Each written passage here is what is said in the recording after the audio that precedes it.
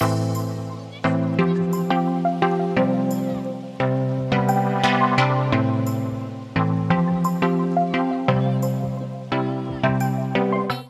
Everyone, welcome to GATE academy.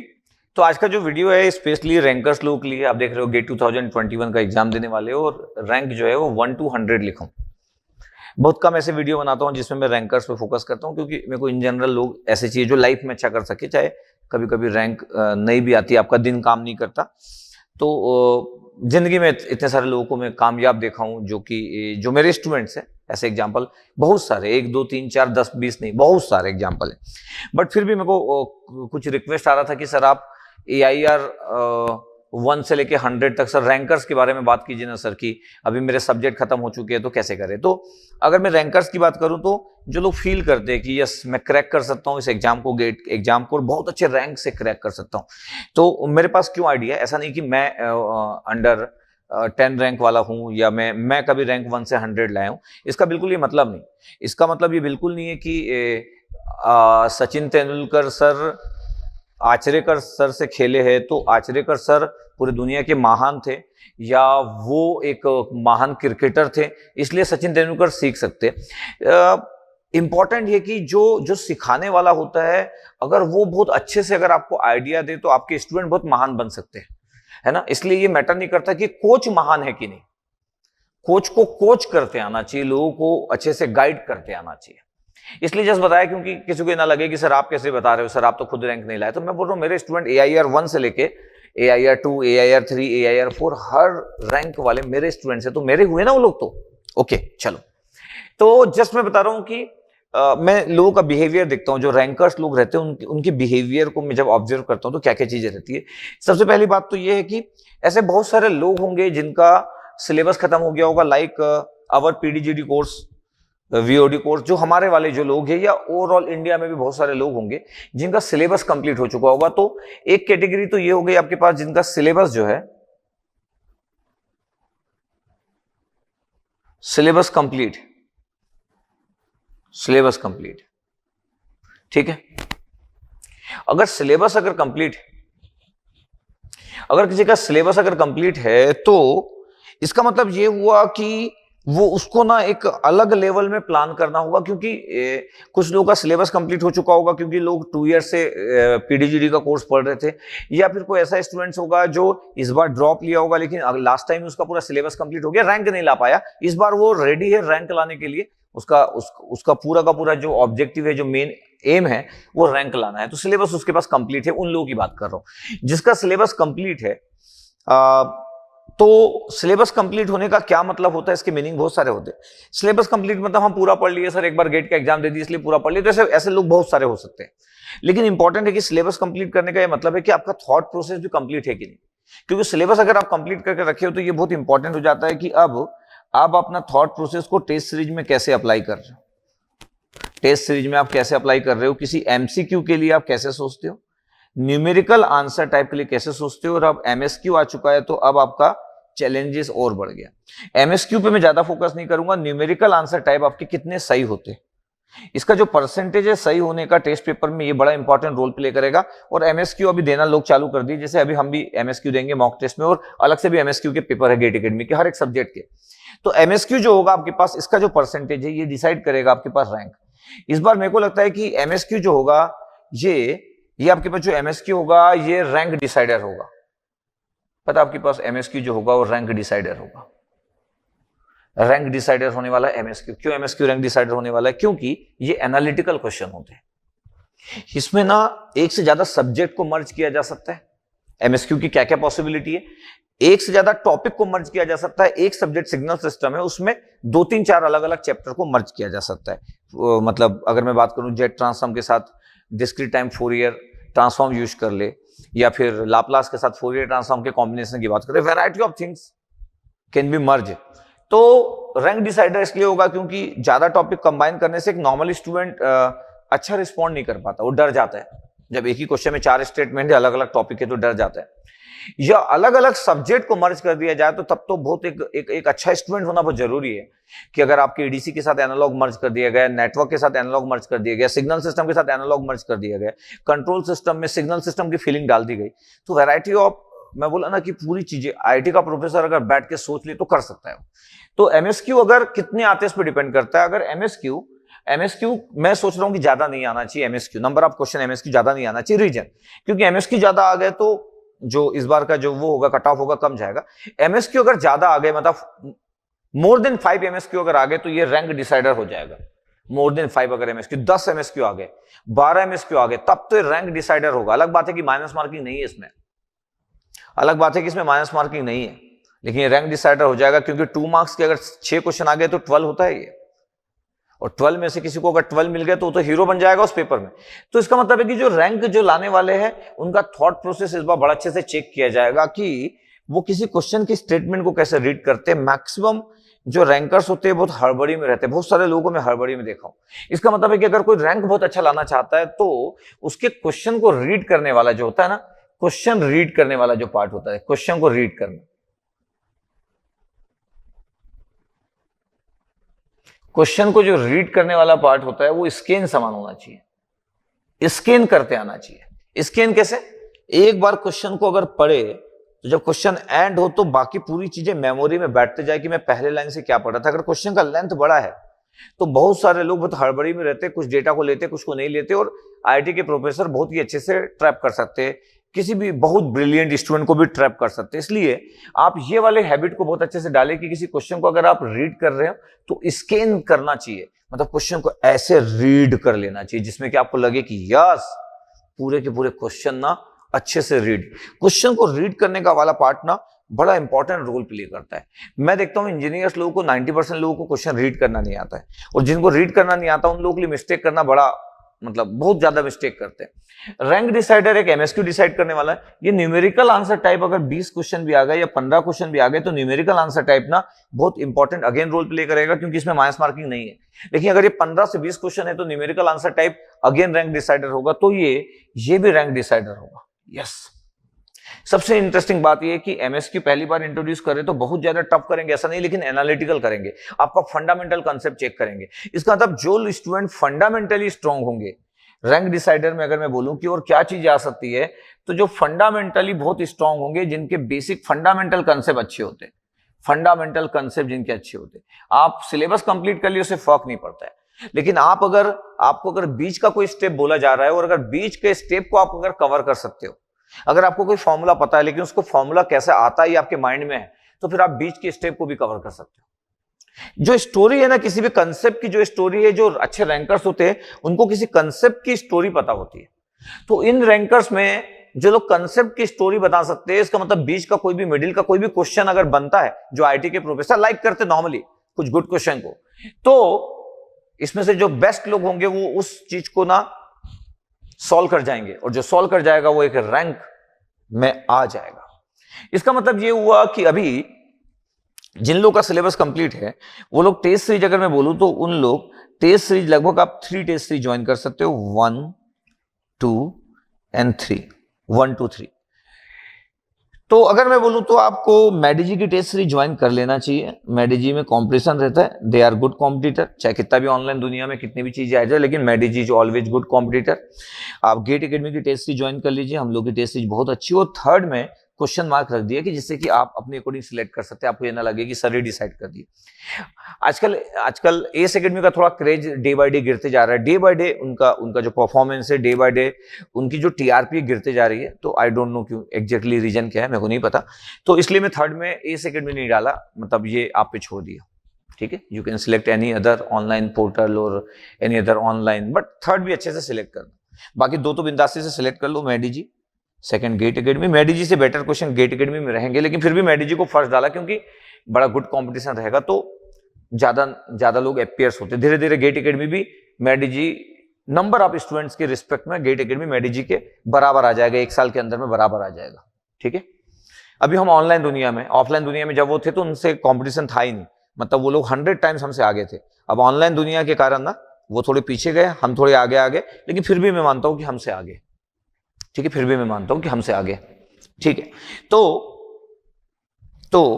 मैडीजी और gate academy का आप बिल्कुल टेस्ट सीरीज ज्वाइन कर सकते हैं। और टेस्ट सीरीज को कैसे अटेम्प्ट करना है, क्योंकि आपका कोर्स कंप्लीट हो चुका है, तो आप ना आप सब्जेक्ट वाइज टेस्ट देना चालू करो, फ्रिक्वेंटली टेस्ट देना चालू करो। इसमें से बहुत सारे लोग ना बहुत सिलेबस कंप्लीट हो गया तो बहुत नॉर्मल बिहेव करेंगे, नॉर्मल रिस्पॉन्ड करेंगे, अपने टाइम को अच्छे से यूटिलाइज नहीं करेंगे। जो लोगों में जबरदस्त एफर्ट लगाने का जो कैपेबिलिटी रहता है, करके कुछ कर गुजरना है, वो लोग अभी भी लगे होंगे। इसमें से कुछ लोग नेगेटिव बन जाएंगे। कोई बोलेगा अरे यार कोरोना हो जाएगा, हो सकता है गेट का एग्जाम ना हो, तो वो अपना बैठ के एंजॉय कर रहे हैं। क्योंकि बहुत सारे जो इंटेलिजेंट लोग होते, कई बार वो लोग टाइम पास भी गजब का करते हैं। इसलिए इस चीज को ध्यान रखना कि आपके समान और भी लोग हैं, सिर्फ आप ही लोग नहीं हो। तो कम से कम आपके जैसे ना कम से कम 1000 लोग होंगे, उन 1000 में से सिर्फ 100 लोग रैंक में कन्वर्ट करेंगे और 900 लोग रैंक कन्वर्ट नहीं कर पाएंगे। तो उन 1000 की कैटेगरी जो होगी, जो रैंक 1 से 100 आने वाले होंगे, वो 1000 के आसपास अगर लोग होंगे, उसमें से कन्वर्ट होने वाले हैं इस 100 रैंक में। ये पूरे के पूरे 1000 लोग डिजर्व करते हैं कि ये अंडर रैंक ला सकते हैं, 1 से लेके 100 रैंक ला सकते हैं। लेकिन इनमें से कुछ लोग नेगेटिव हो जाएंगे, कुछ लोग टेस्ट सीरीज को बहुत अच्छे से यूज नहीं करेंगे, कुछ लोग ना दिसंबर तक का वेट करेंगे टेस्ट देने के लिए, कुछ लोग अपने टाइम को यूटिलाइज नहीं करेंगे, कुछ लोग अपनी लाइफ को जीते रहेंगे। बहुत सारे फैक्टर्स है। कुछ लोग जो पूरे तरीके से अपनी जिंदगी में फोकस है फ्यूचर के लिए, वो लोग रैंक में कन्वर्ट कर देंगे। तो 3 टेस्ट सीरीज तो ज्वाइन करना चाहिए जिनका सिलेबस कंप्लीट हो गया। 3 टेस्ट सीरीज तो ज्वाइन कर ही सकते हैं और देना चालू कर दो। और टेस्ट सीरीज को जब आप दे रहे हो ना, तो आपके माइंड में ये होना चाहिए कि टेस्ट सीरीज देना है, इसलिए टेस्ट सीरीज नहीं दे रहे, हम कुछ लर्न करने वाले हैं और अपने परफॉर्मेंस को बेटर करने वाले हैं। टेस्ट सीरीज देने का मतलब है अपने कंसेप्ट को गुड करना, अपनी परफॉर्मेंस को बढ़ाना और रेडी रहना कुछ गुड होने के लिए। इसका मतलब है टेस्ट सीरीज के कॉपी होना चाहिए, dedicated to test series. Copy बना लो, बड़ी सी कॉपी बना लो, सब किसी का भी टेस्ट दो, आप किसी का भी टेस्ट दो, एक बड़ी सी कॉपी बना लो। बोला बड़ी सी कॉपी। मैं थर्ड में इसलिए लिखा, जैसे कि सिविल वाले स्टूडेंट है तो वो आईएएस मास्टर को भी फॉलो कर सकते हैं, स्पेशली सिविल ब्रांच वाले लोग आईएएस मास्टर को फॉलो कर सकते हैं, क्योंकि सिविल में आईएएस मास्टर अच्छा हैंडल करता है। तो थर्ड वो लोग आईएएस मास्टर को भी ले सकते हैं सिविल के लिए स्पेशली, ठीक है। तो बाकी ब्रांच को लोग अच्छे से हैंडल नहीं करते, तो बाकी ब्रांच के लिए मैं बिल्कुल भी नहीं बोलूंगा।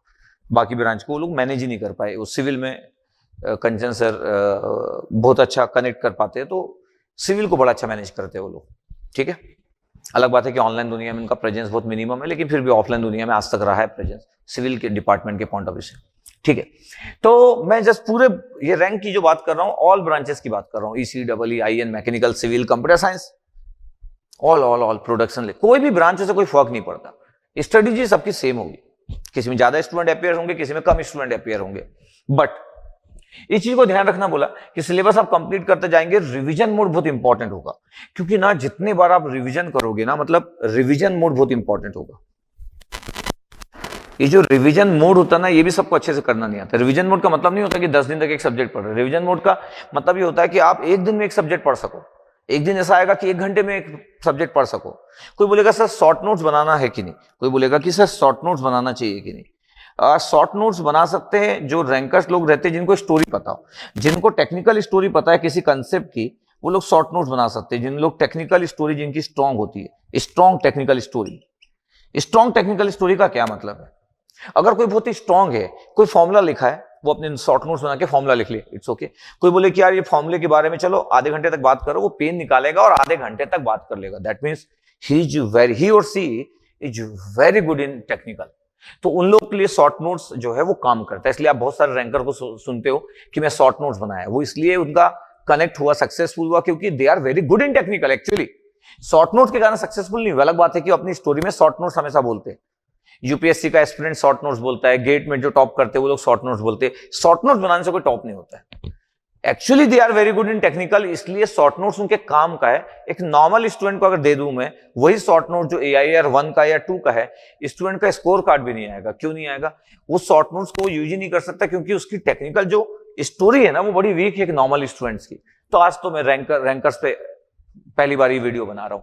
नॉर्मली मैं नॉर्मल लोगों को रिप्रेजेंट करता हूं, मैं खुद नॉर्मल रहा हूं, तो मैं नॉर्मल पब्लिक को रिप्रेजेंट करता हूं। मतलब इसका मतलब ये नहीं कि मैं रैंकर्स की फीलिंग को नहीं जानता हूं, लेकिन मैं नॉर्मल पब्लिक की फीलिंग को ज्यादा बेटर अंडरस्टैंड करता हूं, ठीक है। जो लाखों लोग होते हैं उनकी फीलिंग को ज्यादा अंडरस्टैंड करता हूं। बट रैंकर्स के लिए मैं बता सकता हूं कि रैंकर्स क्या सोचते हैं, क्योंकि मैं इंटरव्यू लेता हूं, इतने सारे रैंकर्स का मैं इंटरव्यू लिया हूं, उनकी फीलिंग को जानता हूं। शिवम मेरे साथ रहा है, शिवम रैंक आने के बाद भी भिलाई में मेरे साथ रहा है, बात करता है। तो इतनी सारी जब बात होती रहती है, तो इन जनरली एक माइंड सेटअप को रीड करता हूं, क्योंकि मेरे को रीड करना पसंद है। ऑब्जर्वेशन वाले पार्ट में मैं हमेशा अपने आप को गुड पाता हूं कि मैं अच्छा ऑब्जर्व करता हूं। तो मैं हमेशा रैंकर्स लोगों के थॉट प्रोसेस को रीड करना चाहता हूं कि वो क्या सोचते हैं, और वो क्यों करे। नेक्स्ट आपके पास शॉर्ट नोट्स अगर वो बना रहे हैं तो बना सकते हैं, लेकिन उनकी स्ट्रॉन्ग टेक्निकल स्टोरी होना चाहिए। कोई भी शॉर्ट नोट्स में ऐसी बात नहीं होना चाहिए जिसको प्रूफ ना कर सके या जिसको बता ना सके, ठीक है। नेक्स्ट आपके पास आता है कि सेल्फ कॉन्फिडेंस। जितने लोग भी रैंक लाएंगे उन 1000 में से, इन 1000 में से सेल्फ कॉन्फिडेंस वाला जो पार्ट है ना, आपके पास सेल्फ कॉन्फिडेंस वाला जो पार्ट है वो बड़ा इंपॉर्टेंट है। कि अगर सेल्फ कॉन्फिडेंस अगर बहुत डोमिनेटिंग है और आप ये बिलीव करते हो कि आपका बिलीविंग सिस्टम बहुत स्ट्रांग है, तो आप इस 1000 में से बड़े जल्दी इस जगह पे कन्वर्ट हो जाओगे। रैंक 1 और 2 आना ये तो लक पे भी डिपेंड करता है, क्योंकि अंडर 10 तक तो लक पे डिपेंड करता है। लक मतलब ऐसा नहीं कि उसको नहीं आता, मतलब दूसरा भी रैंक आ सकता था। मतलब जो रैंक 1 आया वो रैंक 20 भी आ सकता था, 20 वाला 1 भी आ सकता था। कुछ 1-2 मिस्टेक हुई, वो 20 रैंक वाला 2 मिस्टेक अलग कर दिया, रैंक 1 वाला वो मिस्टेक नहीं किया, क्वेश्चन का सिलेक्शन सही कर लिया। इसका मतलब ये नहीं है कि रैंक 30 जिसका है उसको कम आता, रैंक 1 को ज्यादा आता, ऐसा बिल्कुल भी नहीं है। रैंक 30 और 1 इंटरचेंज हो सकते थे। तो इसलिए कभी कभी जो 1 2 3 4 होते हैं वो कभी कभी लक पे डिपेंड करता है, या कभी कभी बहुत डिस्टेंस बनाता है। अगर रैंक AIR 1 अगर बहुत डिस्टेंस बना रहा है AIR 2 से, इसका मतलब वो बहुत डिजर्विंग है, वो तो फिर किसी भी केस में वो 1 ही आता क्योंकि बहुत डिजर्विंग है। ओके, तो ये बड़ा इंपॉर्टेंट है। अब ऐसे लोग जिनका सिलेबस कंप्लीट नहीं हुआ, ऐसे होंगे जो लोग 70 से 75% सिलेबस कंप्लीट किए होंगे, ये भी ना इस कैटेगरी के पार्ट बन सकते हैं 1 से लेके 100 रैंक तक। इस कैटेगरी के पार्ट बन सकते हैं 1 से लेके 100 रैंक तक। 70 से 75% जिनका सिलेबस कंप्लीट हुआ है, उनका 25% सिलेबस बचा है, बट उनको स्मार्ट अप्रोच अप्लाई करना पड़ेगा क्योंकि ये लोग आगे उनसे 70 से 75% है। और ऐसे लोग ना लगभग बहुत सारे 3000 से 4000 लोग के आसपास, ये लोग भी इस रैंक का पार्ट बनते हैं। कुछ लोग, बहुत ज्यादा नहीं लेकिन कुछ लोग, कुछ मतलब एकदम कम नहीं, कुछ मतलब कुछ। तो 1 से 100 का पार्ट बन सकते हैं। इसमें से कुछ लोग बहुत ही स्मार्ट अप्रोच के साथ यहां पे एंट्री मारते हैं। Smart approach, smart strategy, smart approach, smart approach के साथ यहां पे एंट्री मारते हैं मस्त टाइप से। क्यों? क्योंकि उनका 70-75% सिलेबस कंप्लीट हो गया। जो 20-25% बचा है वो इस वाले पार्ट को रिवीजन मोड करते हैं, रिवीजन मोड को अपना बड़ा स्ट्रांग रखते हैं। शॉर्ट नोट्स कुछ लोग बनाते हैं, कुछ लोग नहीं बनाते, इट्स ओके, डिपेंड करता है। तो मैं ऐसा नहीं बोलूंगा कि बनाना है कि नहीं बनाना है। सेल्फ कॉन्फिडेंस कुछ लोगों का बहुत अच्छा होता है, कुछ लोगों का टेक्निकल नॉलेज बड़ा अच्छा होता है, उन लोगों का टेक्निकल नॉलेज बड़ा अच्छा होता है। वो लोग टेस्ट सीरीज अभी से देना चालू करते हैं, और इवन जिनका 75% सिलेबस हो गया वो भी 2-2 3-3 टेस्ट सीरीज को इन्वॉल्व कर लेते हैं अपने आप में। हो सकता है कि वो पूरा टेस्ट सीरीज ना दे पाए, तीनों का टेस्ट सीरीज पूरा ना दे पाए, यस पॉसिबल है। फिर वो टेस्ट सीरीज ये देखते हैं कि तीनों में से किसका टेस्ट सीरीज अच्छा है, फिर वो देखते हैं कि मेरे काम का कौन सा है, क्योंकि they are very intelligent actually, क्योंकि वो जानते हैं। स्मार्ट अप्रोच वाले स्टूडेंट की बात कर रहा हूं। फिर वो देखते हैं कि नहीं यार मैडी जी का ज्यादा अच्छा है, गेट एकेडमी से दिख रहा है इसके क्वेश्चन अच्छे। या फिर कोई बोल रहा है कि नहीं यार गेट एकेडमी का MSQ क्वेश्चन बड़ा गुड है, मैं इसके साथ जाता हूं, इसको पूरा देता हूं। तो वो लोग सिलेक्ट करते 3 में से 1 या 2 को पूरा देना, और किसी 1 को या 2 को कुछ कुछ कम देना, जो उनके काम के उसको फटाफट यूज करते जाते हैं। किसी पेपर को पूरा ओपन कर लेते बिना दिए, फटाफट कुछ भी डालते जाते और क्वेश्चन को देखते जाते कि फट फास्ट वे में, अच्छा ये क्वेश्चन अच्छा, ये मेरे काम का, यस यस यस, वहां से लेते जाते हैं और बाकी को सिंसियरली टेस्ट देते जाते हैं। कुछ लोग ऐसा भी करते हैं। तो इसमें से जो स्मार्ट अप्रोच के साथ जाएंगे वो लोग इस रैंक का पार्ट बनेंगे। तो ऐसा बिल्कुल नहीं है कि जिसका सिलेबस 70-75% कंप्लीट नहीं हुआ वो नहीं कर सकता, पक्का। अब 1 से 100 बोला, उसका 200 रैंक आ गया तो इट्स गुड, इसमें कोई बात नहीं है। मैं तो ऐसे लिखने के लिए बोला हूं कि 1 से 100। अब इसमें क्या 5th सेमेस्टर वाले आ सकते हैं क्या? इसमें 5th सेमेस्टर वाले इस रैंक में आ सकते हैं? इतने बेहतरीन रैंक में क्या आ सकते हैं? पॉसिबल है क्या ये? पॉसिबल है, यस पॉसिबल है। Sir how? ये इस जगह पे एंट्री मारना इतना आसान नहीं है, बट बेस्ट प्लानिंग चाहिए। बेस्ट प्लानिंग क्यों? कैसे स्टडी कर रहे हैं, बेस्ट प्लानिंग। और जिस दिन से आईआईटी बॉम्बे ना अनाउंस किया था, आईआईटी बॉम्बे जिस दिन से अनाउंस किया था उसी दिन से वो अपनी जिंदगी में ये फोकस बना लिए, yes I want this rank, I want this rank, I want this rank. जिस दिन से आईआईटी बॉम्बे डिसाइड किया था उसी दिन से सेल्फ स्टडी कर रहे हैं। कुछ कोर्सेस लिए होंगे पीडीजीडी हमारा, उसमें से भी कुछ लोग रैंक लाएंगे पक्का। आई बिलीव दैट कि कुछ लोग उसमें से भी रैंक लाएंगे। तो देखो बेस्ट प्लानिंग होना चाहिए और वेरी स्मार्ट अप्रोच, क्योंकि उनके पास टाइम कम होगा। किस चीज के लिए? उनके पास टाइम कम होगा, रिवीजन का टाइम कम होगा, लेकिन वो लोग मैनेज करेंगे। रिवीजन के लिए टाइम लेस टाइम होगा, लेकिन वो लोग मैनेज करेंगे। टेस्ट सीरीज वो लोग स्मार्टली डिसाइड करेंगे, क्योंकि उसके लिए भी उनके पास टाइम कम होगा, तो लेस टाइम में वो लोग रिवीजन भी करेंगे, टेस्ट सीरीज भी देंगे। एक आधे दो टेस्ट वो लोग, ये लोग 1 या 2 टेस्ट सीरीज में जाना चाहिए, 1 और 2 टेस्ट सीरीज, बस 1 और 2 टेस्ट सीरीज। अगर मेरे से कोई बोले तो मैडीजी और गेट एकेडमी का ज्वाइन कर लो। जस्ट कोई बोलेगा सर आप गेट एकेडमी तो पढ़ाते हो इसलिए गेट एकेडमी बोल रहे, वो आप पे डिपेंड करता है कि आप मेरे बारे में क्या सोचते हो और क्या जानते हो।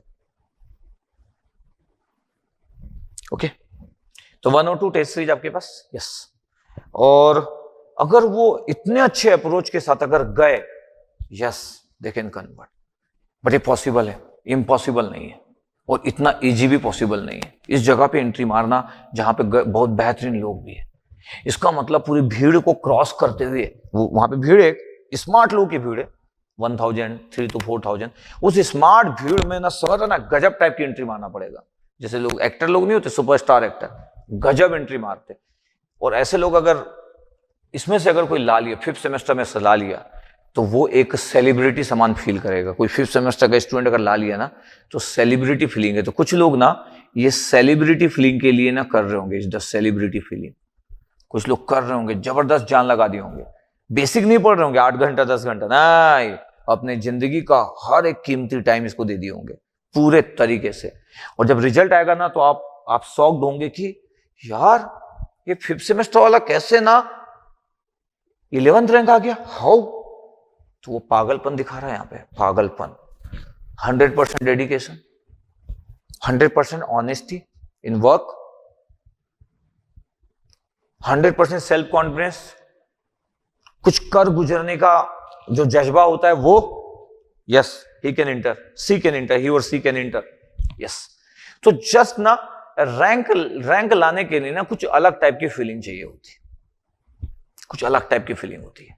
रैंक 1 और रैंक 50 वाला एक ही जगह पे बैठता है, अगर ओएनजीसी में दोनों है तो दोनों एक ही जगह पे बैठते हैं। ऐसा नहीं है कि किसी को कुछ मिल जाता है, बस फीलिंग वाली बात है। तो ऐसा कुछ नहीं है कि रैंक 1 है, मेरा 100 रैंक है, मैं भी ओएनजीसी में काम कर रहा हूँ, आपका 1 है, आप भी ओएनजीसी में काम कर रहे, फ्रेंड हो गया यार, बोथ आर फ्रेंड। ऐसा नहीं है कि वो कंपनी वाले 1 वाले को ज्यादा वैल्यू देंगे, 2 वाले को ज्यादा वैल्यू देंगे, क्योंकि मेरा 100 है तो मेरे को कम वैल्यू देंगे। नो, एक बार आप किसी कंपनी में गए, किसी पीएससी में गए, किसी आईआईटी में गए, all are same. IIT Bombay में जितने लोग पढ़ते हैं ऑल आर सेम, चाहे AIR 1 हो, चाहे AIR 300 हो, ऑल आर सेम।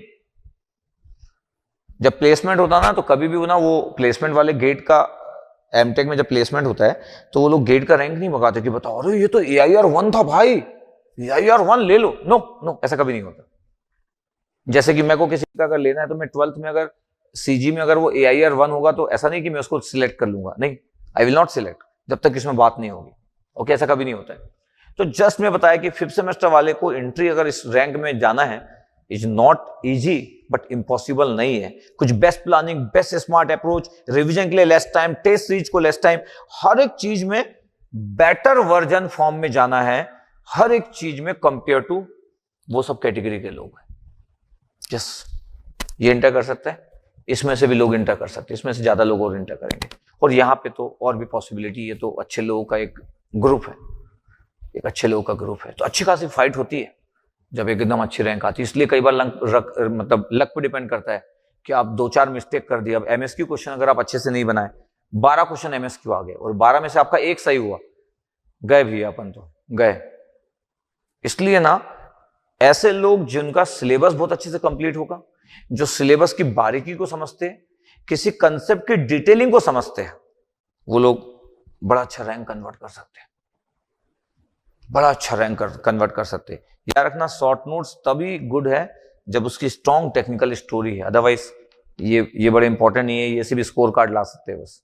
तो नॉर्मल लोगों की बात कर रहा हूं, ठीक है।